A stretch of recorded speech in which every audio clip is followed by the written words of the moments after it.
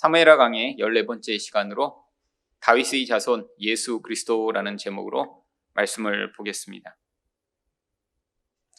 다윗은 여호와의 궤를 예루살렘에 모신 뒤에 하나님께서 그에게 주신 평안과 복을 누리는 삶을 살고 있었습니다. 자신의 왕궁을 건설하고 또 그 안에서 자신이 누릴 수 있는 모든 이전에는 상상할 수 없는 그런 편안하고 안정된 삶을 살고 있었죠. 그런데 그때 문득 자신만 이렇게 편안하고 우리 하나님은 이렇게 장막에 모신다라는 사실을 깨닫게 됐고, 그것으로 말미암아 하나님의 전을 건축할 마음을 비춥니다. 그런데 하나님은 이 다윗이 여호와의 전을 건축하지 아니하고 그의 후손에게 그 하나님의 집을 건축할 수 있도록 해주시겠다라고 말씀하시며, 특별히 하나님께서 이 다윗의 집을 세워주시겠다라고 하는 약속을 주십니다. 이 하나님이 다윗을 향해 말씀하신 이 약속이 들어있는 부분을 성경에서는 다윗 언약이라고 이야기를 합니다. 이 다윗 언약은 모세에게 주셨던 아주 긴 하나님의 말씀 이후에 하나님의 말씀이 아주 길게 기록된 그런 부분입니다. 이 다윗 언약에 나오는 원문을 보면 이 부분만 197단어로 이루어져 있습니다. 그런데 단순히 이 내용이 이렇게 길기 때문에 중요한 것이 아니라 이 다윗 언약은 앞으로 예언서들에서 하나님이 약속하고 계신 메시아의 통치와 왕국에 대한 예언이 나올 때면 반드시 이 다윗 언약을 기초로 해서 모든 예언이 선포되고 있습니다. 예언서 가운데 아주 긴 내용을 가지고 있는 그런 대선지서라고 불리는 그런 예언서들이 있는데, 그 대선지서의 첫 번째 책인 이사야에도 바로 이 다윗 언약을 기초로 해서 앞으로 어떻게 메시아의 왕국이 펼쳐질 것인가를 예언합니다. 이사야 11장 1절 그리고 4절과 5절을 보겠습니다. 이새의 줄기에서 한 싹이 나며 그 뿌리에서 한 가지가 나서 결실할 것이요, 공의로 가난한 자를 심판하며 정직으로 세상의 겸손한 자를 판단할 것이며, 그의 입의 막대기로 세상을 치며 그의 입술의 기운으로 악인을 죽일 것이며, 공의로 그의 허리띠를 삼으며 성실로 그의 몸의 띠를 삼으리라. 하나님의 나라가 임했을 때 메시아가 어떻게 임할 것인가를 예언하고 있는 부분이죠. 그런데 이 부분 가운데 이새의 줄기에서 한 싹이 나며 그 뿌리에서 한 가지가 난다라고 하는 것이 바로 이 다윗 언약을 기초로 한 다윗의 후손 가운데 이런 메시아가 나타날 것을 예언하고 있는 것입니다. 그런데 대선지서 가운데 하나인 예레미야에도 바로 이 다윗 언약을 기초로 해서 다음과 같은 예언이 나옵니다. 예레미야 23장 5절입니다. 여호와의 말씀이니라. 보라, 때가 이르리니 내가 다윗에게 한 의로운 가지를 일으킬 것이라. 그가 왕이 되어 지혜롭게 다스리며 세상에서 정의와 공의를 행할 것이며. 바로 다윗으로부터 하나님이 이렇게 가지를 세우시겠다라고 지금 약속하고 계시죠. 에스겔에도 동일한 예언이 나옵니다. 에스겔서 34장 23절을 보시면 내가 한 목자를 그들 위에 세워 먹이게 하리니 그는 내 종 다윗이라. 그가 그들을 먹이고 그들의 목자가 될지라. 아니, 도대체 다윗이라는 이 존재가 누구인 건데, 아니, 모든 메시아의 예언이 이 다윗 언약의 기초에 하나님이 다윗에게 약속하신 그 약속을 기초로 해서 예언이 주어진 것일까요? 바로 오늘 본문은 이 다윗 언약이 얼마나 중요하며 바로 이 하나님이 약속한 것이 무엇인가를 보여주고 있는 것입니다. 다윗은 앞으로 임할 하나님 나라의 통치자의 모형입니다. 다윗 자체가 중요한 것이 아니라 하나님은 이 다윗을 통해 드러난 하나님의 약속과 또 그를 통해 하나님이 이루실 그 약속을 통해 앞으로 예수님의 통치가 어떤 방식으로 우리 인생 가운데 주어지며 또 그 결과가 무엇인가를 우리가 그림으로 그리고 그것들을 기대하라라고 이 다윗 언약을 통해 말씀하고 계신 것이죠. 그렇다면 하나님은 다윗 언약을 통해 무엇을 약속하셨나요? 첫 번째로 다윗의 자손으로 메시아가 올 것을 약속하셨습니다. 11절과 12절 말씀입니다. 여호와가 또 내게 이르노니 여호와가 너를 위하여 집을 짓고 내 수완이 차서 내 조상들과 함께 누울 때 내가 내 몸에서 내 씨를 내 뒤에 세워 그의 나라를 견고하게 하리라. 하나님은 이 다윗의 나라가 다윗의 씨로 말미암아 세워지게 될 것이라고 약속하고 계십니다. 물론 이것은 솔로몬을 통해 1차적으로 성취되었습니다. 솔로몬이 바로 다윗이 낳은 아들이고 이 솔로몬을 통해 이 이스라엘의 나라는 이전과는 비교할 수 없을 정도로 강성하고 견고한 나라가 됐죠. 그런데 성경에 나오는 이런 약속들은 이런 1차원적인 수준에서 성취되는 것을 예언하고 있는 것이 아닙니다. 성경에 나오는 이 1차적 성취는 앞으로 일어날 궁극적이고 온전한 성취의 모형인 것이죠. 무엇인가 하나 잘 되는 것을 보여주신 뒤에 이런 방식으로 내가 앞으로 어떻게 하나님 나라를 이룰 것인가를 바로 성경을 읽는 독자들이 받아들일 수 있도록 알려주신 것입니다. 결국 여기서 얘기하는 이 씨, 또 그 씨로 말미암아 나라가 세워질 것은 바로 이 다윗의 후손으로 오시게 될 예수 그리스도를 지금 보여주고자 한 것이죠. 그래서 바로 예수님이 꼭 다윗의 후손으로 오셨어야만 하는 것입니다. 근데 왜 예수님은 꼭 이렇게 다윗의 후손으로 오셨어야 하는 것일까요? 바로 이 예수님이 그냥 오신 것이 아니라 왕으로 이 땅 가운데 임하셔서 어떻게 우리를 통치하실 것인가를 가르쳐 주고자 한 것이죠. 물론 지금은 이런 나라의 통치자를 우리가 투표를 통해 뽑습니다. 여러분, 지금 이렇게 나라의 그런 높은 자리에 서는 분들이 사실 그런 어떤 혈통을 따라 되나요?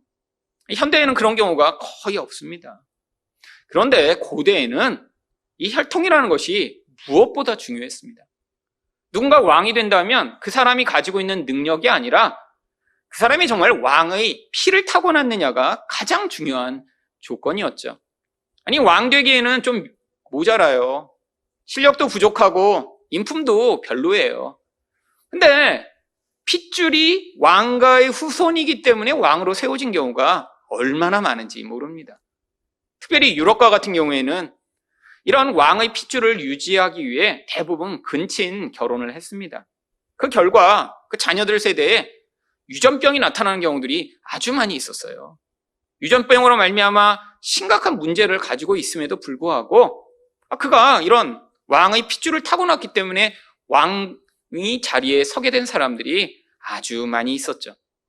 바로 예수님도 이런 왕의 핏줄로 말미암아 그가 왕으로 이 땅에 오셨음을 보여주시고자 꼭 다윗 왕의 후손으로 오셨어야 하는 것입니다. 예수님이 이렇게 왕의 핏줄을 타고 오신 그런 왕이심을 보여주고자 성경은 바로 족보를 여러 곳에서 기록하고 있습니다. 신약성경의 첫 번째로 나오는 마태복음 1장의 족보도 바로 이 계보를 보여주고자 한 것이죠. 마태복음 1장 1절과 6절을 보시면 아브라함과 다윗의 자손 예수 그리스도의 계보라. 바로 이 계보가 바로 예수님이 다윗의 후손, 그런데 그 위를 거슬러 올라가다 보면 또 아브라함이 조상이죠. 그런데 이 다윗의 계보로 왕으로 오신 분이심을 기록하고자 이 계보가 기록되어 있습니다. 한글로는 아브라함과 다윗의 자손 예수 그리스도의 계보라라고 되어 있는데 원래 헬라어 원문을 읽으면 다윗과 아브라함의 자손 예수 그리스도의 계보라라고 되어 있습니다. 이 원문이 훨씬 더 맞는 그런 표현이에요. 왜냐하면 마태복음 1장이 보여주고자 하는 것은 누가 더 먼저 났냐가 아니라 이 1장의 족보가 다윗이라고 하는 왕의 혈통을 기록하고 있는 족보 가운데 예수님이 왕이심을 보여주고자 하는 목적으로 기록되어 있기 때문에 다윗 이름이 아브라함보다 먼저 나오는 것입니다. 그런데 이 다윗을 통해 어떻게 그 계보가 연결되나요? 1장 6절을 보시면 이새는 다윗 왕을 낳으니라. 다윗은 솔로몬을 낳고, 바로 다윗 왕이 솔로몬 왕으로, 또 솔로몬 왕이 그 다음 왕으로 연결되는 계보를 기록하므로 그 계보의 끝에 결국에는 왕의 족보를 따라 예수님이 오셨음을 보여주고자 한 거죠. 그래서 예수님이 태어나시는 바로 그 족보의 마지막 부분을 이야기하는 마태복음 1장 16절을 보시면 야곱은 마리아의 남편 요셉을 낳았으니 마리아에게서 그리스도라 칭하는 예수가 나시니라. 결국 그 요셉의 아들로 예수님이 오셨는데 이 요셉이라는 존재가 거슬러 올라가다 보면 결국 왕가의 후예라고 하는 사실을 마태복음 1장이 이야기하고 있는 것입니다. 여러분, 그런데 여기에서 문제가 생깁니다. 실제로 예수님은 요셉과 피 한 방울도 섞이지 않은 아무 관련이 없는 분이세요. 여러분, 요셉이 예수님을 낳았나요? 여러분, 우리는 다 알고 있습니다. 예수님은 바로 마리아와 요셉이 결혼하기 전에 성령으로 말미암아 잉태되어 태어나신 분이세요. 사실 그렇게 보면 이 족보가 무슨 관련이 있나요? 여러분, 지금도 있는 일이지만 입양을 통해 바로 예수님이 이 요셉 가문의 그 법적 혈통을 가지게 되신 거죠. 물론 요셉은 예수님이 자기의 핏줄이 아니지만 마리아를 통해 태어난 그 모든 사건을 하나님의 섭리로 받아들였고, 그래서 요셉을 자기 아들로 입양한 것입니다. 결국 입양을 통해 예수님은 요셉의 아들이 되었고, 결국 다윗 왕가의 자녀로 입양된 것이죠. 그럼 예수님의 혈통은 이런 다윗과 전혀 관계가 없는 것일까요? 아닙니다. 예수님은 핏줄로도 바로 이런 다윗 왕의 후예로 오셨어요. 그 족보를 보여주고자 누가복음에 족보가 한번 다시 나오는 것입니다. 누가복음 3장 23절과 31절을 보시면 예수는 요셉의 아들이니, 누가복음에 나오는 족보는 예수님으로부터 위로 거슬러 올라갑니다. 그랬더니 요셉의 아버지가 누구래요? 요셉의 위는 헬리요, 그 위는 나단이요, 그 위는 다윗이요. 결국 예수님으로부터 거슬러 올라가다 보니까 다시 다윗에게 이르러요. 여러분, 그런데 앞에 나왔던 마태복음의 족보를 자세히 보신 분은 여기서 또 의문점을 가져야 합니다. 여러분, 마태복음에서는 요셉의 아버지가 누구라고 얘기했어요? 야곱.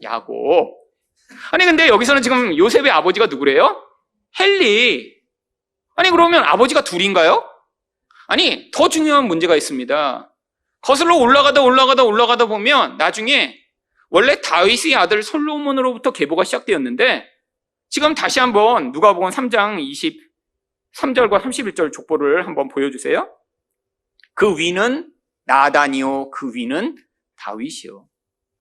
사실은 다윗으로부터 다시 시작했다면 다윗 솔로몬으로 계보가 내려오는 게 아니라 다윗 다음에 나단, 그 다음에 다른 이름들로 족보가 내려와서 지금 이 요셉에까지 족보가 이르렀습니다. 사실 이 둘을 가지고 그대로 비교하면 다윗만 똑같이 나머지는 전부 달라요. 그리고 요셉만 같습니다. 아니, 어떻게 이런 일이 벌어질까요? 여러분, 한국도 그렇지만 이 고대 유대에서도 여자는 족보에 들어가지 않았습니다. 그래서 바로 이 족보는 마리아의 족보를 지금 기록하고 있는 거예요.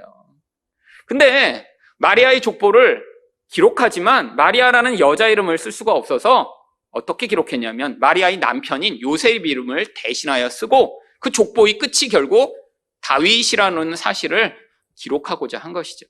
뭘 보여주고자 한 거예요? 예수님이 육적으로 다윗 왕의 혈통을 따라 태어나신 분임을 보여주고자 누가복음 족보가 기록된 것이죠. 결국 성경은 지금 아주 집요하게 예수님이 법적으로도 다윗 왕의 후손이며 육적으로도 다윗 왕의 후손이심을 지금 기록하고 있는 것이에요. 왜 성경이 이렇게 예수님을 자꾸 다윗 왕과 연관시키고 있는 것이죠? 이 다윗 왕이라고 하는 존재가 바로 예수님을 통해 하나님이 지금 우리에게 보여주시고 싶은 왕의 모형이시기 때문입니다. 그래서 바로 이것을 스데반 집사는 사도행전에서 이렇게 영적으로 해석합니다. 사도행전 13장 21절부터 23절입니다. 그 후에 그들이 왕을 구하거늘 하나님이 베냐민 지파 사람 기스의 아들 사울을 40년간 주셨다가, 여러분, 사울이라는 왕은 어떤 왕인가요? 세상 사람들이 기대했던 그런 키가 크고 용맹하고 잘난 그런 왕이었는데, 아니, 그런 왕을 주셨는데 40년간 어떤 일이 벌어졌나요? 그 통치를 받던 모든 이스라엘 백성들이 고통하며 그들이 기대했던 평화와 안정은 주어지지 않는 그런 결과가 주어집니다. 그래서 그 다음에 하나님이 어떻게 하셨나요? 22절입니다. 패하시고 다윗을 왕으로 세우시고 증언하여 이르시되 내가 이새의 아들 다윗을 만나니 내 마음에 맞는 사람이라 내 뜻을 다 이루리라 하시더니 하나님이 약속하신 대로 이 사람의 후손에서 이스라엘을 위하여 구주를 세우셨으니 곧 예수라. 여러분, 다윗이라는 한 존재를 하나님이 그래서 대신 세우셨는데 이 다윗을 뭐라고 묘사합니까? 다윗을 만나니 내 마음에 맞는 사람이라 내 뜻을 다 이루리라. 여러분, 성경이 어떤 사람은 이렇게 사울이고, 아니 대부분의 사람들은 사울인데 그 중에 어쩌다 한번 로또보다 더 어려운 이런 다윗이 존재한다는 걸 이야기하는 것이 아닙니다. 그럼 이것은요, 바로 40년이라고 하는 인생 동안 사울이라고 하는 이 옛사람의 지배를 받는 이 인간의 모습이 얼마나 고통인가를 보여주시며, 또 40년이라는 기간 동안 그래서 하나님이 성령으로 말미암아 우리 안에 새로운 통치를 만들어내시고, 그 결과로 결국 우리가 예수 그리스도의 통치를 받을 때만 그 안에서 진정한 평화와 안정을 얻을 수 있음을 모형으로 보여주시는 것이죠. 여러분, 그래서 사울 왕의 통치도 40년이고 다윗 왕의 통치도 40년인 것입니다. 어떻게 이렇게 신기하게 40년씩 맞을 수 있는 것이죠? 여러분, 이게 인생을 보여주고자 하는 모형이기 때문이에요. 여러분, 왜 40년인가요? 이스라엘 남자들은 20살이 되어야 그때부터 이제 사람으로 치기 시작했고요. 그래서 20살부터 군대에 갔고 20살부터 한 사람으로 이제 명수를 세기 시작했습니다. 근데 그게 언제까지였냐면 60세까지였어요. 왜냐하면 대부분 당시에는 60 정도 되면 다 이제 할아버지고 돌아가실 때가 되었으니까 살아있는 인간이라고 취급을 받는 나이가 40년이었던 것이죠. 이게 바로 우리 인생이라는 것입니다. 하나님이 사울이라고 하는 존재, 결국 그 본질이 무엇인가요? 내가 더 강한 존재가 되고, 내가 더 멋있어지고, 더 예뻐지고, 더 능력이 많아서 이 세상에서 내 마음대로 살고자 하는 나의 이 본질. 근데 이 사울이 지배하는 동안은 우리는 늘 어때요? 인생 가운데 이 사울이 만들어내는 그 부산물로 말미암아 고통할 수밖에 없는 우리라는 거예요. 하나님이 그래서 우리 안에서 어떤 대안을 만들어내셨나요? 예수 그리스도로 말미암아 새로운 영을 다윗처럼 만들어내시고자 하는 것입니다. 이 예수의 영으로 통치받는 자만 인생 가운데 자기는 해결할 수 없는 그 우리의 영혼을 다스리는 모든 죄에서 벗어나 진정한 평화와 진정한 통치의 안식을 누리게 됨을 보여주시고자 하는 것이죠. 여러분, 바로 우리 안에서 그래서 우리가 다윗처럼 되는 게 아닙니다. 하나님이 성령으로 만들어내신 바로 이 세 사람이 고난을 통해 사울적 존재를 이겨내고 드러나게 되면 그의 존재가 하나님의 뜻에 합한 존재가 되는 것이죠. 여러분, 결국 어떤 사람은 다윗이고 어떤 사람은 사울인 것이 아니라 결국 인생 가운데 하나님이 어떤 방식으로 이 왕적 통치를 이루어 나가시는지를 사울과 다윗의 모형으로 보여주셨던 것입니다. 그렇다면 예수님이 이렇게 다윗의 후손 아브라함의 후손으로 오신 것이 우리와 무슨 관련이 있나요? 여러분, 이제는 이것이 앞으로 나타날 영적 하나님 나라의 모형이었기 때문에 더 이상 아브라함의 피가 섞였는지 다윗의 피가 섞였는지는 중요하지 않은 시대가 되었죠. 그래서 성경이 갈라디아서 3장 29절에 이렇게 이야기합니다. 너희가 그리스도의 것이면 곧 아브라함의 자손이요 약속대로 유업을 이을 자니라. 여러분, 이제는 우리가 아브라함과 아무 관련이 없습니다. 예수를 믿어 우리가 하나님의 자녀가 되면 그때부터 우리에게 어떤 일이 일어나나요? 영적으로 하나님의 복을 받는 아브라함의 자손이며 영적으로 또 그 계보 가운데 있는 다윗 왕의 후손으로 하나님이 우리를 입양해 주시는 것이죠. 여러분, 이게 바로 영적 입양을 통해 일어난 결과입니다. 그래서 로마서 8장 15절에 이렇게 이야기합니다. 너희는 다시 무서워하는 종의 영을 받지 아니하고 양자의 영을 받았으므로 우리가 아빠 아버지라고 부르짖느니라. 여러분, 신이라는 존재는 참 두려운 존재죠. 그 신이 인간과 다르면 다를수록 그 신은 더 무서운 존재입니다. 여러분, 그래서 그리스 로마 신화에 나오는 신들은 사실 사람들이 만들어낸 신이기 때문에 그런 강한 능력을 가지고 있지만 다 그들을 인간처럼 만들어놨어요. 왜죠? 인간이란 너무 다른 신은 사람들이 접근하기 어려우니까요. 그래서 여러분, 그리스 로마 신화에 나오는 신들은요, 맨날 술 먹고 맨날 불륜을 하고 질투하고 미워하고 싸우고 인간과 똑같아요. 근데 능력만 있을 뿐이죠. 여러분, 그런데 완벽한 신이 존재한다고 생각해 보세요. 근데 그 신을 인간은 두려워할 수밖에 없습니다. 그 신의 기준에 맞지 못하면 그 신은 인간을 벌하게 되어 있죠. 여러분, 이런 완벽하고 무서운 존재로 묘사된 대표적인 신이 바로 이슬람의 알라입니다. 여러분, 알라는 바로 긍휼이라는 게 없어요. 여러분, 그래서 이슬람교 믿는 사람들이 훨씬 더 종교 생활을 열심히 합니다. 밖에서 음악 소리가 나면 다 뭐 하고 있다가도 자리 깐 다음에 거기서 절을 하고 기도를 해요. 하루에 몇 번씩이요? 5번씩이요. 여러분, 평생토록 그 굴레에서 벗어나지 못하는 거예요. 왜? 그 신은 자비가 없기 때문에 뭔가 내가 실수하거나 그 신이 요구한 것을 지키지 않았을 때 이 말 그 무서운 진노를 피하고자 노예처럼 평생 살아가는 거죠. 여러분, 그런데 우리 하나님은 어떠세요? 우리가 그렇게 하나님과 우리 관계가 무서운 주인과 그런 종의 모습으로 관계 맺기를 원하지 않으십니다. 하나님은 우리를 자녀로 삼으시고자 하는 거예요. 근데 우리 본성 가운데는 그 하나님의 하나님 되심을 받아들이고 감당할 수가 없습니다. 그래서 하나님은 어떻게 하세요? 우리에게 성령을 주시는 거예요. 여러분, 성령을 받은 자마다 무엇이 가능한가요? 그 하나님을 향해 아버지라고 부르는데 단순히 아버지가 아니라 오늘 로마서 이야기하면 아빠, 아버지라고 부를 수 있다라고 합니다. 여러분, 아빠라는 표현은 어린아이들이 쓰는 거죠. 조금만 성장하면 아빠보다 아버지라고 우리도 부르잖아요. 근데 하나님은 그런 세상의 관계를 뛰어넘은 가장 친밀한 관계, 하나님과 무엇과도 뗄 수 없는 그런 아주 깊은 관계로 우리를 부르고 계신데 그 일이 무엇을 통해만 가능하냐면 성령을 받은 자들만 가능하다라고 하는 것이죠. 여러분, 그런데 성령을 통해 바로 우리를 아들 삼으셔서 하나님이 하시고자 하는 것이 무엇인가요? 로마서 8장 29절입니다. 하나님이 미리 아신 자들을 또한 그 아들의 형상을 본받게 하기 위하여 미리 정하셨으니 이는 그로 많은 형제 중에서 맏아들이 되게 하려 하심이니라. 여러분, 왜 예수님이 다윗의 후손으로 오셔서 왕이 되셨나요? 바로 우리들이 앞으로 보고 따라갈 모형으로 바로 그분이 그렇게 오신 것입니다. 여러분, 우리 인생 가운데 구원이 무엇인가요? 이렇게 교회 다니며 살다가 그냥 나중에 천국에 가는 게 구원이 아니에요.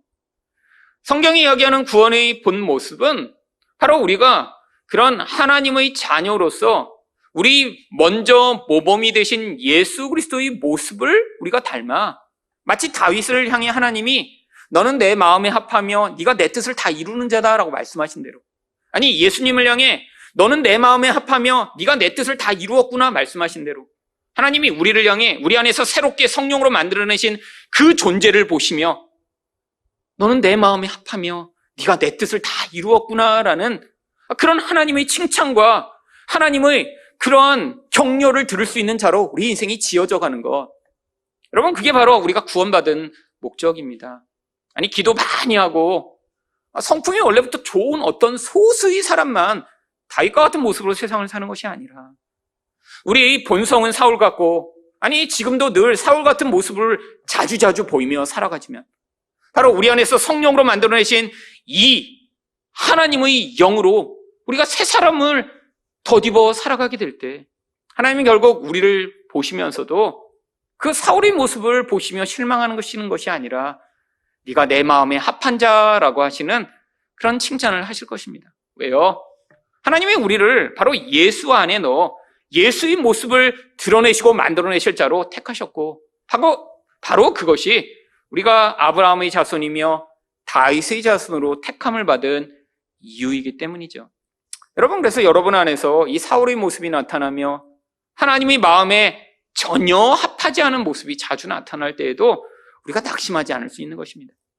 만약에 우리 하나님이 이슬람의 알라와 같은 신이라면 아마 저뿐 아니라 여기 계신 모든 분들은 아마 이미 수없이 탈락했을 거예요. 여러분, 우리는 다 탈락할 수밖에 없는 자죠.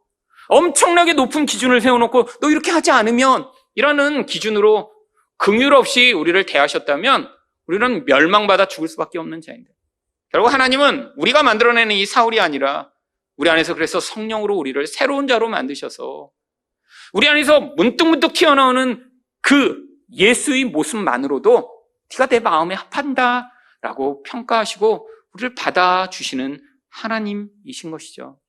여러분, 이게 복음입니다. 예수를 믿으면서도 이 복음의 은혜를 받아들이지 못하는 자들은 결국 자기 인생에서 튀어나오는 이 더럽고 추한 모습을 볼 때마다 어떤 생각을 하게 되나요? 남들 앞에서 열심히 감출 생각만 하죠. 아니면 종교적인 행위를 열심히 해서 그것으로 자기가 얼마나 괜찮은 자인가를 스스로 속이고자 하는 거짓말을 하게 되죠. 여러분, 복음을 진짜 여러분이 받아들이셔야 우리 안에서 만들어내는 이 거짓에서 우리가 벗어나 진짜 하나님이 원하시는 아들의 모습으로 이 땅을 살아갈 수 있는 그런 자로 사실 수 있는 것입니다. 두 번째로 하나님은 다윗 언약을 통해 무엇을 약속하셨나요? 다윗의 자손이 영원한 왕국을 통치할 것을 약속하셨습니다. 13절 상반절 말씀입니다. 그는 내 이름을 위하여 집을 건축할 것이요. 다윗은 하나님의 집을 세워드리겠다고 했는데, 근데 하나님은 이 다윗이 하나님의 집을 세우지 못할 것이라고 말씀하십니다. 그런데 그 이유가 역대상 28장 3절에 기록되어 있습니다. 하나님이 내게 이르시되 너는 전쟁을 많이 한 사람이라 피를 많이 흘렸으니 내 이름을 위하여 성전을 건축하지 못하리라 하셨느니라. 아니, 전쟁을 많이 한 왕은 왜 하나님의 전을 건축하면 안 되나요? 여러분, 이 하나님의 전이라고 하는 것은 인간과 하나님 사이에 있었던 그 죄로 말미암는 전쟁이 끝나고 하나님이 통치하심으로 말미암아 얻게 된 평화를 보여주는 아주 대표적인 상징이기 때문입니다. 여러분, 전쟁하고 있는 동안에는 같이 살 수가 없어요. 여러분도 부부 사이에 전쟁을 하고 계시면 사실 같은 집안에 살아도 사실 같이 사는 게 아니죠. 여러분, 하나님이 인간과 어떻게 함께 하실 수 있나요? 이 죄에 대한 하나님의 진노가 끝나야지만 함께 할 수 있습니다. 하나님의 전이 세워진다는 건 다른 말로 이야기하면 전쟁이 끝나고 하나님과 인간 사이에 태초로부터 시작된 이 무서운 전쟁이 끝나 평화가 주어졌음을 보여주는 가장 중요한 상징이죠. 그래서 바로 이 하나님의 전을 세우는 자는 그 자체가 평화를 가져온 존재임을 드러내는 그 목적이 있는 것입니다. 여러분, 그래서 누가 이 전을 세우도록 하시나요? 역대하 2장 1절입니다. 솔로몬이 여호와의 이름을 위하여 성전을 건축하고. 여러분, 이 솔로몬이라는 이름의 뜻이 무엇인가요? 평화, 샬롬이라는 뜻입니다. 여러분, 우연 같지만 하나님이 일부러 이런 목적을 가지고 이 솔로몬이 성전을 세우도록 하신 거예요. 여러분, 그런데 이게 궁극적 성전인가요? 아닙니다. 여러분, 궁극적 평화인가요? 아니죠. 여러분, 하나님과 인간 사이에 진짜 완전한 죄의 해결로 말미암는 평화가 주어지는 것은 바로 예수 그리스도를 통해서만 가능한 일이죠. 그래서 바로 우리에게 진짜 평화로 주어진 분은 이사야 9장 6절에 보시면 이는 한 아기가 우리에게 낳고 한 아들을 우리에게 주신 바 되었는데 평강의 왕이라 할 것입니다. 바로 예수가 우리에게 평강의 왕으로 주어지셔야 바로 이 궁극적 평화가 임하게 되는 것입니다. 여러분, 평화가 무엇인가요? 여러분, 그런 건 평화가 아니에요. 진정한 평화는 강력한 힘으로 말미암아 원래 예정된 질서가 유지되는 상태가 평화입니다. 여러분, 평화의 그래서 반대말이 뭐죠? 무질서이며 불안인 것이죠. 여러분 가운데도 평화와 안정을 강렬하게 열망하는 분들이 계시는 분들 계세요. 그런데 평화와 안정을 열망하는 사람일수록 내면이 어쩐 줄 아세요? 엄청나게 불안합니다.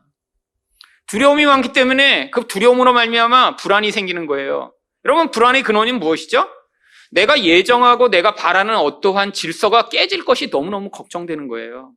갑자기 병에 걸리면 어떻게 하지? 갑자기 교통사고를 당하면 어떻게 하지? 갑자기 나쁜 일이 벌어져서 내가 지금 하고 있는 이 모든 일들이 다 망가지면 어떻게 하지? 아니, 자기가 세워놓은 어떠한 안정이라고 하는 틀이 깨질까봐 걱정하고 그 걱정이 그 영혼을 잠식하게 되면 그때 뭐가 나타나나요?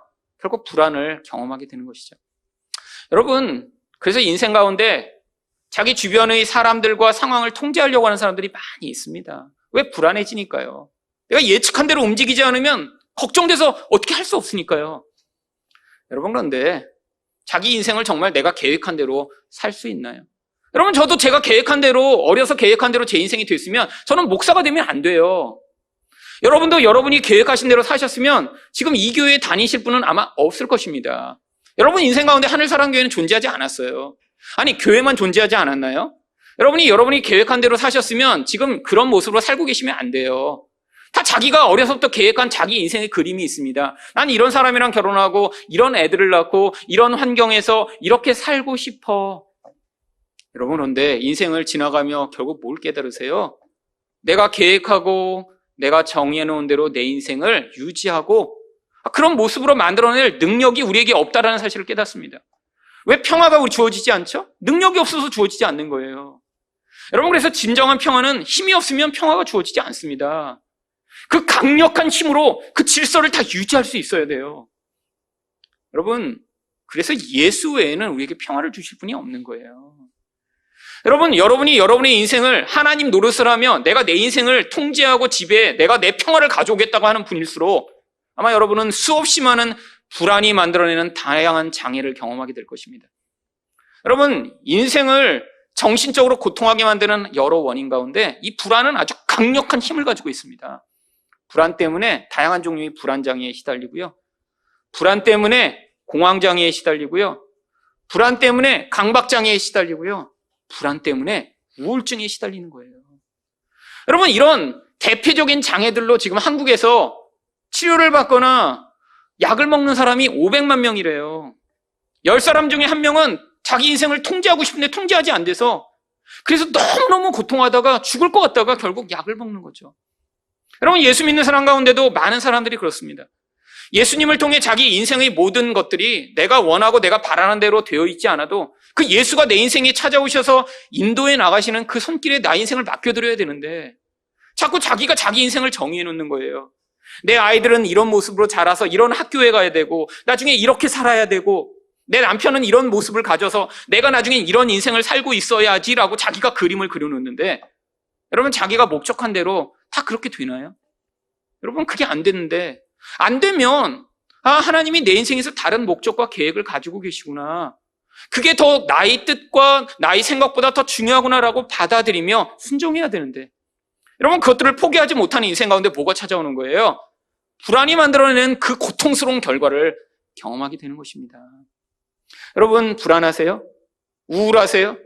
자꾸 그래서 화가 나세요? 내가 내 인생을 이렇게 정해놓고 나는 이 나이 때는 이런 모습으로 이런 수준으로 살아야지라고 생각해놨는데 여러분 인생에서 여러분 계획이 다 좌절되며 지금 힘들고 계세요? 여러분, 예수의 통치를 받아들이지 않으면 여러분은 그 불안과 고통으로 말미암아 죽을 때까지 평안을 누릴 수가 없어요. 여러분이 평안을 누릴 수 있는 유일한 길은 바로 여러분이 생각하는 그것을 내려놓는 것입니다. 여러분이 인생 가운데 나는 이렇게 살아야지라고 생각하는 그걸 내려놓는 거예요. 왜 우리가 우리 주인이 되려고 하나요? 왜 여러분이 생각대로 여러분 주변 사람들이 움직이기를 열망하시나요? 여러분, 한국의 부모들이 다 그런 생각을 가지고 자기 배우자를 바라봅니다. 자기 남편, 자기 아내를 자기가 생각해 놓은 틀 안에 다 집어넣고자 해요. 그게 안 되면 화가 나는 거죠. 왜 여잔데 이렇게 불순종하고 내 말에 자꾸 토를 달아? 아니, 왜 여자는 다 순종해야 되나요? 왜 남자인데 이렇게 능력이 부족하고 내가 원하는 그런 멋진 서비스를 제공하지 않아? 자기의 욕망을 자기 틀로 만든 것이죠. 자기 자녀들을 향해 부모들은 다 어떤 틀을 가지고 있나요? 말 잘 듣고 공부하기 잘하기를 원하는 틀을 가지고 있죠. 여러분, 근데 그 틀 자체가 잘못된 거예요. 아니, 원래부터 말 잘 듣고 공부 잘하는 아이가 있을 수도 있습니다. 그렇게 주어졌으면 그거는 그냥 감사하고 찬양하면 되죠. 근데 로또를 맞는 것처럼 쉽지 않은 거예요. 여러분, 많은 자녀들이 부모의 잘못된 기도로 말미암아 파괴되고 고통합니다. 많은 부모들이 자녀에 대한 잘못된 기대를 가지고 잘못된 틀을 가지고 통제하려다가 관계가 깨어지죠. 여러분, 이 모든 근원 안에 뭐가 있는 줄 아세요? 예수 그리스도로 말미암아 우리가 평화를 누리지 아니하고 내가 하나님이 돼서 내 힘으로 내 인생에 내가 만들어놓은 내 질서를 지킴으로 내가 내 평화를 이루려고 하는 죄성이 만들어낸 결과인 것입니다. 여러분이 그거 빨리 내려놓으셔야 여러분 인생에 평화가 찾아와요. 여러분 가운데 그래서 우리 인생 가운데 내가 통제하지 못하는 환경이 주어질 때마다 여러분 어떻게 하셔야 돼요? 하나님이 예수님만이 평화의 왕이시라는 걸 가르치시고자 이렇게 하신 것이구나. 여러분, 아마 제 설교를 들으며 나이 드신 분들은 그래서 훨씬 더 이해가 빠르신 거예요. 여러분 인생을 보니까 여러분이 다 통제하셔도 이렇게 되셨어요? 그게 안 된다는 거 경험하는 게 인생이잖아요. 여러분 그런데 아직 젊은 사람들은 에이 그래도 이런 생각들을 하고 있으니까 지금 이게 어떤 때는 맞는 것 같기도 하고 어떤 때는 아닌 것 같기도 하고 지금 또 왔다 갔다 하는 거죠. 여러분 맞습니다. 맞아요. 예수님이 왕이 안 되시면 여러분 소용없어요. 여러분 인생 가운데 여러분이 누리고자 하는 평화, 여러분이 그러면 경제적으로 상황적으로 여러분 인생 가운데 뭔가 좀 부족해도 그 무슨 소용이 있겠어요. 여러분 안에서 진짜 그 평화를 누려서 외적인 환경과 상황이 나쁘고 내 마음대로 내 인생이 흘러가지 않더라도 그 안에서 정말 세상은 줄 수 없는 평화를 누릴 수 있다면 여러분 우울증을 경험하고 불안장애에 시달리는 사람들에게 만약에 이 평화를 돈을 주고 살 수 있다고 하면 아마 그들은 전 재산을 내놓을 것입니다. 어떤 사람들은 그 불안으로 말미암아 3년, 5년씩 전혀 잠을 못 이루고 불면증 약을 먹는 사람도 굉장히 많이 있어요. 그러면 그들에게 정말 네 재산을 바치면 그럼 너한테 다시는 너희 그 마음 가운데 평화를 뺏어나가지 않는 그 평화를 네가 얻을 수 있다 그러면 그들이 그 전 재산을 안 내놓을까요? 아마 다 내놓겠죠. 여러분 우리 인생 가운데 여러분이 그런 불안에 시달리고 계세요? 두려우세요? 여러분 인생에서 여러분이 계획한 대로 안 돼서 가끔 걱정이 드세요? 여러분이 미래가 불안해서 자꾸 그 불안을 메워보고자 무엇인가 여러분 자꾸 계획을 세우고 그 계획을 이루어 나가고자 하세요? 물론 열심히 하시는 거 괜찮습니다. 그 힘이 하지만 여러분을 사로잡고 결국엔 진짜 하나님이 주시는 평화를 이 땅 가운데 맛보지 못한다면 그게 가장 불행한 것이죠. 여러분 하나님이 우리에게 주시고자 하는 그 나라는 일시적으로 이 세상에 있는 나라처럼 사라질 나라가 아니에요. 그래서 13절 하반절에 어떤 약속을 주셨나요? 나는 그의 나라 왕위를 영원히 견고하게 하리라. 한 번만이 아닙니다. 16절에서도 하나님은 또 약속하십니다. 내 집과 내 나라가 내 앞에서 영원히 보존되고 내 왕위가 영원히 견고하리라. 여러분 이게 하나님 나라의 약속이에요. 바로 예수 그리스도를 통한 이 나라는 영향을 받지 않는 것입니다. 그러니까 안전한 거예요. 바로 이 나라의 왕으로 이 땅에 오셔서 우리를 어떻게 통치하실지 바로 예수님이 그분이심을 자기 스스로 여러 차례에 걸쳐서 증언하셨습니다. 요한복음 2장 19절부터 21절입니다. 예수께서 대답하여 이르시되 너희가 이 성전을 헐라 내가 사흘 동안에 일으키리라. 유대인들이 이르되 이 성전은 46년 동안 지었거늘 내가 3일 동안에 일으키겠느냐 하더라. 그러나 예수는 성전된 자기 육체를 가르쳐 말씀하신 것이라. 여러분 평화의 왕이 오셔서 무슨 일을 하셨어요? 그분이 성전으로 오신 것입니다. 예수가 진정한 평화라는 거예요. 이 땅에 눈에 보이는 그런 성전, 이런 집, 여기에 하나님이 계시는 게 아니에요. 바로 예수라고 하는 육화된 그 존재 가운데 성령으로 하나님이 함께 계셔서 그분이 우리와 함께 계시는 임마누엘을 하나님으로 오신 것입니다. 그래서 예수님이 십자가에 매달려 죽으시고 3일 만에 부활하심으로 말미암아 결국 그 예수가 하나님의 평화를 전달하는 분이심을 우리에게 보여주시고자 한 것이죠. 여러분 그래서 지금은 여러분 이곳을 우리가 성전이라고 부르는 것이 아닙니다. 여기는 예배당이에요. 왜요? 성전은 우리니까요. 이제 성령으로 하나님이 여러분을 그 하나님의 평화를 누리고 결국 여러분이 그 하나님의 임재 가운데 살아갈 임마누엘의 백성으로 우리를 불러. 여러분이 인생 가운데 여러분은 다스릴 수 없고 여러분은 그 평화를 누릴 수도 없는 그 인생으로부터 그 하나님이 주시는 진짜 평화를 맛보도록 그 평화의 성전으로 여러분을 지금 지어가고 계신 것이죠. 여러분 그런데 그것이 일시적인 것이 아니라는 것입니다. 그래서 예수님이 마태복음 19장 28절에서 예수께서 이르시되 내가 진실로 너희에게 이르노니 세상이 새롭게 되어 인자가 자기 영광의 보좌에 앉을 때 여러분 그 영광스러운 보좌를 가지고 이 온 세상을 다스리시며 그 일을 행하시겠다라고 약속하시는 것이죠. 여러분 근데 그 나라가 눈에 보이는 이 세상의 나라가 아니라라고 하는 것입니다. 그래서 요한복음 18장 36절은 뭐라고 하나요? 예수께서 대답하시되 내 나라는 이 세상에 속한 것이 아니니라. 만일 내 나라가 이 세상에 속한 것이었더라면 내 종들이 싸워 나로 유대인들에게 넘겨지지 않게 하였으리라. 이제 내 나라는 여기에 속한 것이 아니니라. 그럼 이거 하나님의 나라의 이야기입니다. 눈에 보이지 않는 영적 나라에 관한 이야기죠. 여러분, 예수님 당시의 유대인 가운데도요, 바로 이런 영적인 하나님 나라를 기대한 것이 아니라 사람들은 다 눈에 보이는 그런 나라를 기대했습니다. 그럴 수밖에 없죠. 로마가 다스리고 평화는 잃어버리고 식민지로 살았으니까요. 열심히 많은 사람들은 그래서 어떻게 하고자 했는 줄 아세요? 열심당을 구성했습니다. 칼로 가서 로마인들과 로마에게 협조하는 유대인들을 다 찔러 죽이고, 그래서 자기들이 그 땅에 무력으로 하나님 나라를 이루겠다라고 생각을 했어요. 여러분, 그 대표적인 사람이 바로 바나바입니다. 여러분, 예수님과 누구를 십자가에 달리게 할까 투표할 때 거기서 대신 살아난 사람이요. 여러분, 그런데 예수님을 하나님이 왜 십자가에 달려 죽이게 하셨죠?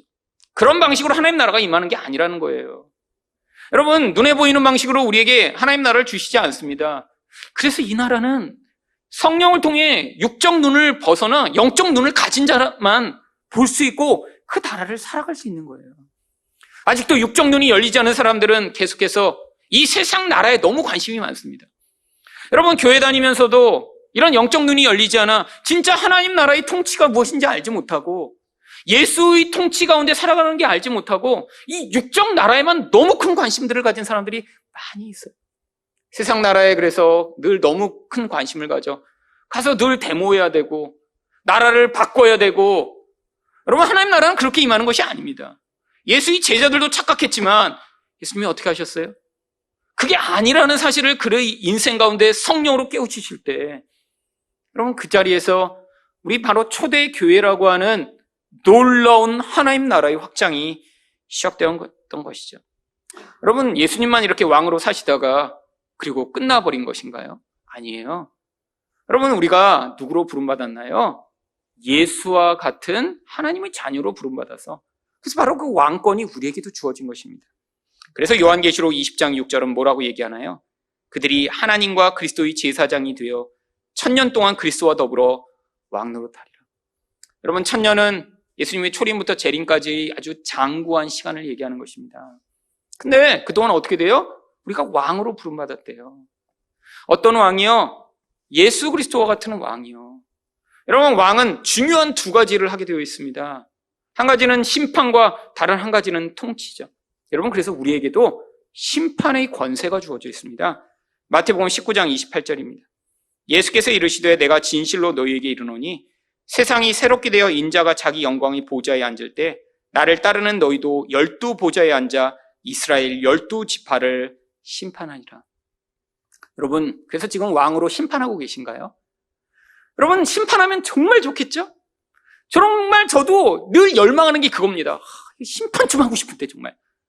우리가 심판하는 것이 아닙니다. 우리가 정말 우리 삶과 우리 사역을 통해 드러나는 예수를 통해, 아니, 예수가 아니라면 가서 목을 따버리고 정말 칼로 찔러버리고 그냥 같이 죽자고 할 게 그게 우리인데, 그런 자리에서도 예수의 모습 드러냄으로 말미암아 결국에는 그 자리에서 그 예수를 받아들이고 예수의 복음에 반응하는 자들과 그렇지 않고 세상 사람처럼 반응하는 사람들을 길을 갈라버리신 뒤에 하나님이 궁극적으로 심판의 길을 그 인생을 통해 가르친다라고 하는 얘기입니다. 여러분, 하나님은 끊임없이 지금도 여러분의 인생을 통해 예수를 드러내시고 계세요. 물론 드러내시는 분 얘기죠. 죽을 때까지 그걸 감추고 자기도 모르고 남도 모르고 나중에 하늘나라에 가서 서로 놀래. 아니, 목사님, 예수 믿으셨어요? 이러면 이제 안 되죠. 그런 사람 말고 문득문득 우리를 통해 말이나 행동으로 예수 모습 나타나는 경우 있잖아요. 아니, 내가 원래 원했던 게 아닌데 나는 원래 칼로 찌르고 싶었는데 어쩔 수 없이 그렇게 하지 못함으로 말미암아 하나님이 정말 예수의 모습 나타나게 하시는 경우 있잖아요. 나를 꺾으시고 나를 부러뜨리시고 나를 억누르셔서 어쩔 수 없이 나는 내 본성대로라면 다 뒤집어 엎고 싶었는데 예수의 모습 나타내시는 경우 있잖아요. 아니, 더 적극적으로 여러분이 입술로 예수 드러내시는 경우 있잖아요. 예수 믿으라고, 이 복음이 참된 거라고. 여러분, 그럴 때마다 사람들이 다 받아들이나요? 아니요. 반응이 갈라집니다. 어떻게 해요? 박해하고 거부하고 싫어하는 사람들이 생기고요. 하지만 또 그 가운데 그걸 받아들이는 무리가 생기죠. 이게 바로 심판하는 거예요. 여러분의 인생, 여러분의 말, 여러분의 행동을 통해 예수가 드러났는데, 복음의 모습이 드러났는데 그걸 받아들이는 자들은 바로 그 심판을 피하게 되는 놀라운 은혜의 자리에 서게 되는 거고요. 그런 상황에서도 여전히 그런 악마와 같은 모습으로 반응하며 박해하는 자들은 하나님이 궁극적 심판을 예비하신 것입니다. 여러분, 그래서 성도가 지금 우리가 심판을 행하는 자예요. 여러분, 심판만 행하면 안 됩니다. 또 무엇을 해야 되나요? 예수와 같은 통치를 해야죠. 근데 그 통치는 어떻게 나타나나요? 마가복음 10장 42절부터 45절입니다. 예수께서 불러다가 이르시되 이방인의 집권자들이 그들을 임의로 주관하고 그 고관들이 그들에게 권세를 부리는 자를 너희가 알거니. 여러분, 세상에서 통치한다 그러면 뭐 하는 거예요? 남을 지배하고 다스리고 내 맘대로 하고, 그게 통치죠. 근데 하나님은 그게 아니래요. 그건 통치가 아니야. 영적 통치의 모습은 이게 아니야. 세상 사람들은 그렇게 통치라고 생각하지만 그거 아니야 라고 얘기하시는 것입니다. 그래서 43절에 뭐라고 하죠?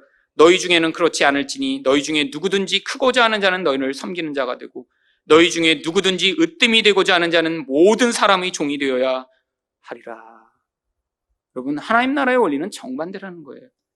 통치라는 것은 섬김을 통해만 나타난다는 것입니다. 근데 어떤 종류의 섬김이요?